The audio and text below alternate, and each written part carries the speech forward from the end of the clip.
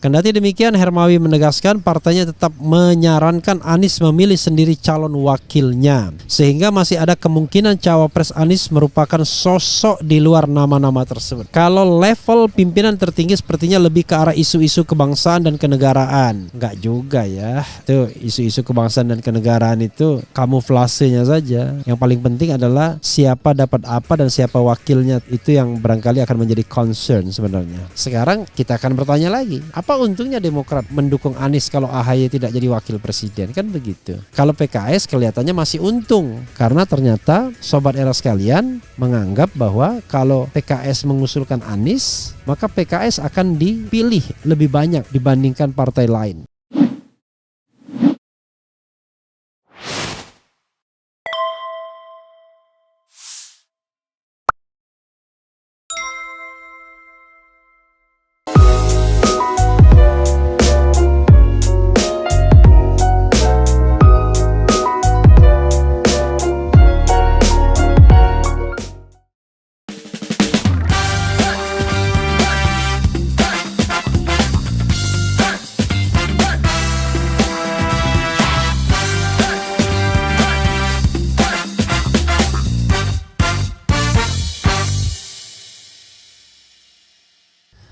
Assalamualaikum warahmatullahi wabarakatuh, sobat RH sekalian. Jumpa lagi kita di channel yang keren ini, Keren Cadas ya sobat semuanya. Kita mulai lagi pembicaraan kita kali ini mengenai pembicaraan terakhir dari Nasdem, Demokrat, dan PKS yang memunculkan 5 nama untuk calon wakil presidennya Anies Baswedan. Saya sudah menebarkan polling kembali.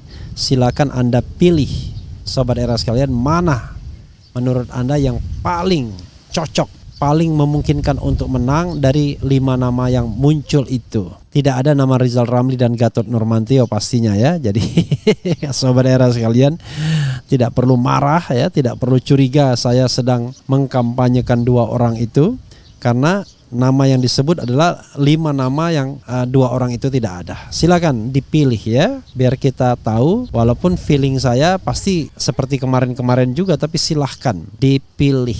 Oke, sudah ada 528 yang voting. Nanti saya angkanya 9%, 61%, 12%, 15%, 3%. Nanti saya akan bacakan pada pertengahan atau akhir dari video ini biar lebih banyak lagi yang mengisi pollingnya ya sobat era sekalian. Oke, walaupun distribusi itu biasanya nggak berubah, tetapi paling tidak kita ingin lebih banyak sobat era sekalian yang terlibat dalam polling. Kita bacakan ya.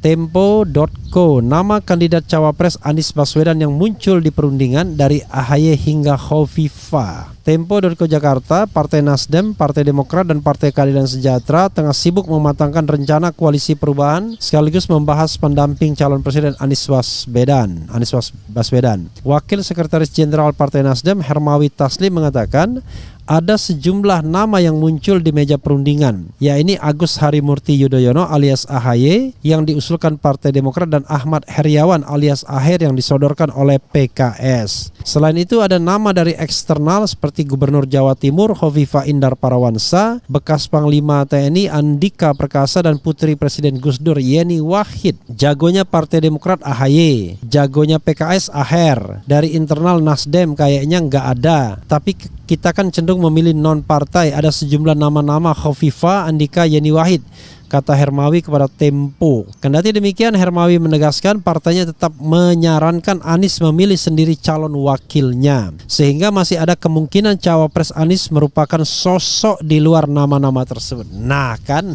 ada nama lainnya. Nama-nama di atas kan hanya nominasi partai, bukan keputusan, jadi akan dirundingkan bersama-sama, kata dia. Adapun penggawa ketiga partai dijadwalkan akan bersuara dalam waktu dekat. Pertemuan ini bakal menghadirkan Ketua Umum Partai Nasdem Surya Paloh, Ketua Majelis Tinggi Partai Demokrat Susilo Bambang Yudhoyono alias SBY, dan Ketua Majelis Syuro PKS Salim Segaf Al-Jufri. Hermawi menjelaskan pertemuan ini ditujukan untuk membahas finalisasi deklarasi koalisi. Tak hanya itu, dia menyebut pendamping Anies Baswedan tak luput dari bahasan pertemuan ini. Membahas finalisasi deklarasi calon wakil presiden dan lain-lain, kata dia. Adapun ihwal momentum deklarasi, Hermawi menyebut jadwal deklarasi bersama masih menunggu kepulangan Surya Paloh dari luar negeri. Paloh berada di Jerman sejak Desember 2022 untuk menjalani pengobatan. Masih menunggu Pak SP balik dari luar negeri segera, tanggal pasti deklarasi bersama. Bos-bos itu yang akan menentukan, kata dia. Sementara itu, juru bicara PKS Muhammad Khalid mengatakan sosok pendamping Anies dibahas lebih mendalam dan detail oleh tim kecil ketiga partai. Menurut dia, pertemuan Surya, SBY, dan Salim bakal membahas isu-isu kebangsaan dan kenegaraan serta rencana koalisi ke depan. Ya, intinya laporan lah. Lapor ya, nanti tinggal dicocokkan oleh ketiga ini. Jadi ketiga ini final say ya, perekatnya. Kalau level pimpinan tertinggi sepertinya lebih ke arah isu-isu kebangsaan dan kenegaraan. Enggak juga ya. Itu isu-isu kebangsaan dan kenegaraan itu kamuflasenya saja. Yang paling penting adalah siapa dapat apa dan siapa wakilnya, itu yang barangkali akan menjadi concern sebenarnya. Adapun kalau level pimpinan tertinggi sepertinya lebih ke arah isu-isu kebangsaan dan kenegaraan saat ini dan rencana koalisi ke depan seperti apa, kata Khalid kepada Tempo. Kendati demikian, Khalid berharap bahasan tim kecil tuntas di bulan ini. Kami berharap Januari ini tuntas ya pembahasan di tim kecil. Semoga Januari ada kesepakatan yang terbaik, ujarnya. Ya, Sobat Era sekalian, itu tadi kandidat calon wakil presiden Anies Baswedan. Sudah ada 5 nama, silakan Anda pilih di antara 5 nama tersebut ya. Mana yang Anda selera ya, mana Anda yang lebih suka. Jadi begini Sobat Era sekalian, kalau ada kebingungan ya di antara kita menyebut nama-nama itu bukan karena soal like and dislike. Persoalannya adalah ingin mencari yang terbaik, dan yang terbaik itu relatif semua, plus dan minus. Contoh misalnya Andika dia masuk radar bukan karena dia punya track record atau punya elektabilitas, tapi dia mantan Panglima TNI. Itu saja sederhananya. Sebagai mantan Panglima TNI diharapkan dia memiliki jaringan TNI sehingga TNI bisa dinetralkan paling tidak, atau bahkan menguntungkan pasangan Anies Andika. Jadi upaya menundukkan TNI penting. Nah, ini kan miris jadinya kan. Berarti TNI selama ini nggak netral dong. TNI berpihak dong. TNI bekerja dong. Ini yang harus kita garis bawahi, bahwa TNI dan Polri itu plus BIN adalah alat negara, bukan alat kekuasaan. Karena dia alat negara, ya bekerjalah untuk bangsa dan negara, bukan untuk kekuasaan. Sehingga dalam proses berpemilu, TNI, Polri, dan BIN harus netral. Tidak boleh bekerja untuk pasangan calon tertentu. Sehingga tidak ada pertanyaan, kalau sudah menguasai BIN dan Polri kita akan menang. Wah, itu merendahkan BIN, TNI dan Polri. Jadi yang tidak merendahkan itu adalah kita percaya TNI, Polri, dan BIN itu adalah alat negara, dan karena itu harus bekerja untuk kepentingan bangsa dan negara, rakyat Indonesia, bukan untuk kepentingan penguasa, apalagi terlibat kontestasi politik. Faktanya bagaimana? Ya faktanya banyak dikeluhkan paling tidak oleh tim Prabowo pada Pilpres 2019 yang lalu. Bagaimana dengan Hovifah? Hovifah Indar Parawansa diyakini berada pada kolam yang berbeda dibandingkan dengan Aher dan AHY yang berasal dari kubu yang sama, yaitu kubu oposisi.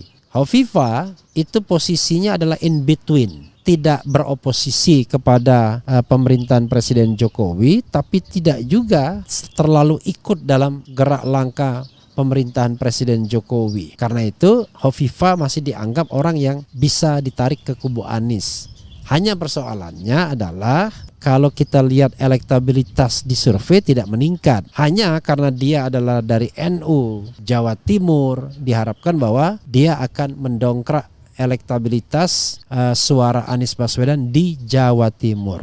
Nah, hanya pesona bagi daerah lain ini it is a questionable. Apakah misalnya kalau mengambil Hovifah yang sepertinya diambil untuk mendongkrak perolehan suara di luar kolam Anies, apakah itu cukup atau enggak? Nah, itu pasti menjadi perhitungan. Mengambil AHY look charming, ya kan? Tapi orang kemudian berpikir apakah enggak sama kolamnya? Kalau kolam yang sama enggak ada gunanya. Tapi kubu AHY dan Demokrat kan meyakinkan publik bahwa mereka berbeda. Di Jawa Tengah mereka punya jejak, yaitu ada mertua dari SBY. Apakah orang masih mengingat atau tidak itu kita nggak tahu. Di Jawa Timur ada SBY yang berasal dari Pacitan. Tapi apakah kuat juga, itu this is the question. Aher Jawa Barat kemarin jagoan. Tapi pertanyaannya adalah seandainya tidak mencalonkan Aher, apakah masa PKS akan lari? Survei kita atau polling kita menunjukkan enggak. Ya, jadi pemilih Anies itu justru lebih banyak dari PKS juga. Jadi artinya pemilih PKS itu cenderung akan memilih Anies siapapun calon wakil presidennya. Nah, sobat RS sekalian, bagaimana dengan Yeni Wahid? Lagi-lagi Yeni Wahid itu logikanya sama dengan Hovifah. Posisinya in between, tidak terlalu pro pemerintah tapi tidak juga menjadi oposisi, tapi dia membawa suara NU. Sekarang terhadap dilema-dilema seperti itu ya silahkan kita berpikir mana yang paling cocok bagi Anies. Tentu yang paling harus berpikir adalah partai pengusung. Anda mau menang atau enggak, bukan mau menang-menangan, ya kan? Kalau menang-menangan itu enggak menang, tapi menang, tidak menang-menangan. Jadi kalau Demokrat tentu partai punya agenda lain, Demokrat dan PKS. Agenda lainnya adalah membesarkan partainya dan membesarkan kadernya. Sekarang kita akan bertanya lagi, apa untungnya Demokrat mendukung Anies kalau AHY tidak jadi wakil presiden? Kan begitu. Kalau PKS kelihatannya masih untung, karena ternyata sobat era sekalian menganggap bahwa kalau PKS mengusulkan Anies, maka PKS akan dipilih lebih banyak dibandingkan partai lain. Ada 51% yang memilih PKS dibandingkan dua partai lainnya yang harus berbagi. Jadi itu sobat era sekalian ya, perkembangan yang harus kita pahami. Coba kita baca komentar sobat RH terkait dengan hal ini. Sekarang polling yang sudah mengisi polling kita sebanyak berapa ribu ya? 2.300 ya votingnya. Aher itu Ahmad Heriawan 10%, AHY 59% bisa diduga. 17%, Yeni Wahid 3% saja. Ya, itu komposisi terakhir, dan AHY kelihatannya juga unggul ketika diadu dengan Rizal Ramli dan termasuk juga Gatot Nurmantio pada perkembangan terakhirnya. Apakah akan mengarah kepada AHY? I don't know exactly. Sangat bergantung bagaimana mereka melihat peluang menang terutama kalau misalnya diperhadapkan dengan calon yang akan diusung oleh pihak istana tentunya. Apakah itu Ganjar Sandiaga Uno, Ganjar Erik, Ganjar Erlangga Hartarto, atau siapa, kita akan tunggu. Termasuk juga apakah Prabowo akan menggandeng siapa. Apakah Prabowo Puan, Prabowo Erik, Prabowo Sandiaga, ataukah yang lain. Kita lihat nantinya ya. Apakah 2 calon ataukah 3 calon juga akan kita lihat.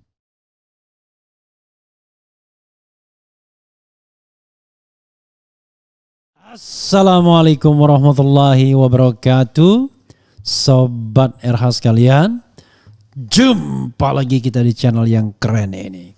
Keren cadas Sobat RH sekalian. Ini menarik mengenai kemungkinan deklarasi pasangan dari koalisi perubahan, yaitu Capres dan Cawapres. Karena kalau tidak segera dideklarasikan, maka bisa-bisa terlambat. Dan juga untuk kepastian apakah Anies akhirnya jadi menjadi calon ataukah hanya baru di atas kertas. Ini pernyataan dari koordinator juru bicara Partai Demokrat. Demokrat bakal deklarasi koalisi bersama Nasdem PKS lengkap dengan paket Capres Cawapres ya. Oke, coba kita bacakan sobat sekalian. Koordinator juru bicara Partai Demokrat Herzaki Mahendra Putra mengatakan pihaknya tetap berkomitmen mendeklarasikan koalisi bersama Partai Nasdem dan Partai Keadilan Sejahtera PKS. Ia kemudian menampik jika deklarasi koalisi bakal dilakukan sendiri tanpa dua partai politik calon mitra koalisi. Sampai saat ini kita berencana deklarasi bersama. Kita pastikan deklarasi koalisi dengan paket calon presiden, capres, dan calon wakil presiden cawapres, ujar Herzaki ya. Herzaki mengatakan saat ini Demokrat masih terus membahas siapa pasangan calon capres-cawapres bakal koalisi perubahan. Ya, ini jawaban diplomatis ya. Ia kembali menegaskan bahwa kriteria paslon yang bakal diusung harus merepresentasikan perubahan dan perbaikan. Nggak mungkin juga kita perjuangkan perubahan dan perbaikan lalu memasang capres dan cawapres dan dari yang identik dengan status quo, kata Herzaki. Tentu capres dan cawapres kita adalah tokoh-tokoh yang identik dengan perubahan, ujarnya lagi. Herzaki lantas menyiratkan deklarasi koalisi perubahan bakal dilakukan awal tahun 2023. Saat ini di internal Demokrat penentuan pengusungan capres-cawapres masih menunggu keputusan dari Majelis Tinggi Partai MTP yang diketuai oleh Susilo Bambang Yudhoyono SBY. Kita tunggu majelis partai, kita tunggu deklarasi pada saat yang tepat. Tapi yang pasti awal tahun adalah awal yang baik, adalah waktu yang baik untuk memulai sesuatu yang baru, kata Herzaki. Diketahui koalisi perubahan yang dijajaki Demokrat, Nasdem, dan PKS belum dideklarasikan. Awalnya Nasdem mengusulkan agar deklarasi dilakukan bertepatan dengan peringatan Hari Pahlawan pada 10 November 2022. Namun deklarasi belum terjadi karena Demokrat masih harus menempuh mekanisme internal melalui MTP, begitu juga PKS yang menunggu keputusan Majelis Syuro. Di sisi lain, bakal koalisi perubahan masih belum memutuskan bakal cawapres pendamping Anies Baswedan yang telah diusung Nasdem sebagai capres. Demokrat menginginkan Agus Harimurti Yudhoyono AHY menjadi cawapres Anies, sementara PKS mengusulkan mantan Gubernur Jawa Barat Ahmad Heriawan atau Aher. Ya, sobat era sekalian, itu tadi yang disampaikan Herzaki ya. Mudah-mudahan dan memang terlaksana bahwa deklarasi calon presiden dan wakil presiden dari koalisi perubahan itu dilakukan pada awal 2023 awal 2024, too late ya, sehingga nanti ada waktu ya rentang selama 10 bulan untuk mensosialisasikan pasangan tersebut. Walaupun aneh juga aturan KPU orang tidak bisa bersosialisasi. Jadi kalau misalnya pendaftaran itu Oktober, ya berarti ada 10 bulan untuk bersosialisasi setelah dideklarasikan. Berharap bahwa peraturan KPU itu bisa lebih fleksibel dalam hal sosialisasi. Harusnya yang dilarang itu adalah kampanye massal, kampanye massa. Tetapi pertemuan-pertemuan harusnya dibolehkan. Atau bahkan pertemuan boleh, yang tidak boleh adalah iklan atau mengajak. Kira-kira begitu ya. Sobat era sekalian, mudah-mudahan kita betul-betul menyaksikan bahwa ada kabar baik. Karena yang kita inginkan, yang saya inginkan pribadi adalah Anies bisa menjadi calon presiden, Ganjar bisa menjadi calon presiden, Prabowo bisa menjadi calon presiden, Puan Maharani bisa menjadi calon presiden. Itu kalau pakai tiket 4 calon. Tapi kalau pakai presidensial threshold 0 dan Jokowi tiba-tiba berbaik hati dalam tanda kutip mengeluarkan perpu, peraturan pemerintah pengganti undang-undang, maka sobat era sekalian, maka calon presiden itu slotnya 18. Nah, dari 18 itu mungkin tidak semuanya mengajukan calon presiden, ya mungkin 5 sampai 10 calon presiden will be fine ya for the democracy of Indonesia, for Indonesia to be a democratic country. Tetapi soalnya adalah kita tahu bahwa presidential threshold itu tetap terus dipertahankan. Sekali lagi kita akan tunggu apakah ada berita baik mengenai pencalonan Anies Baswedan dengan cawapresnya di awal 2023 ini atau tidak. Karena hal yang sama harusnya juga terjadi pada partai politik lain. Kita tunggu KIB, kita tunggu Prabowo Subianto, kita tunggu Megawati Soekarno Putri. Kalau Prabowo, dia tinggal memastikan siapa yang menjadi wakil presiden dan siapa mitra koalisinya. Selama ini mitra koalisinya adalah Muhaimin Iskandar, tetapi seolah-olah Prabowo enggan menjadikan Muhaimin sebagai wakil presidennya. Padahal kalau Muhaimin tidak menjadi wakil presiden, maka Prabowo tidak dapat dukungan dari PKB. Nah, kita inginkan Prabowo juga maju, yang lain juga bisa maju, dan kalau bisa ya 0% itu yang paling fair ya, agar Sandiaga Sandiaga Uno bisa maju dan kita memiliki stok pemimpin yang banyak dan akhirnya kita bisa dicerdaskan dengan kemampuan mereka dalam berorasi, berdebat, membuat bangunan sistem yang baik ke depan dan lain sebagainya. Jadi sekali lagi yang dicari adalah yang terbaik. Apakah AHY juga, Khofifah juga, Ridwan Kamil dan lain sebagainya. Jadi prinsipnya adalah carilah yang terbaik di antara kita, maka jadikanlah dia pemimpin. Yang terbaik di antara kita itu yang paling baik sholatnya, yang paling jujur, yang paling amanah, yang paling punya kapasitas, punya leadership dan lain sebagainya. Itu kalau kita mau cari pemimpin yang sebaik-baiknya, bukan sekedar soal preferensi suka dan tidak suka. Ya, saudara sekalian, sekali lagi ya, berusahalah mencari yang terbaik di antara kita dan jadikanlah dia pemimpin kita. Wassalamualaikum warahmatullahi wabarakatuh. Ciao.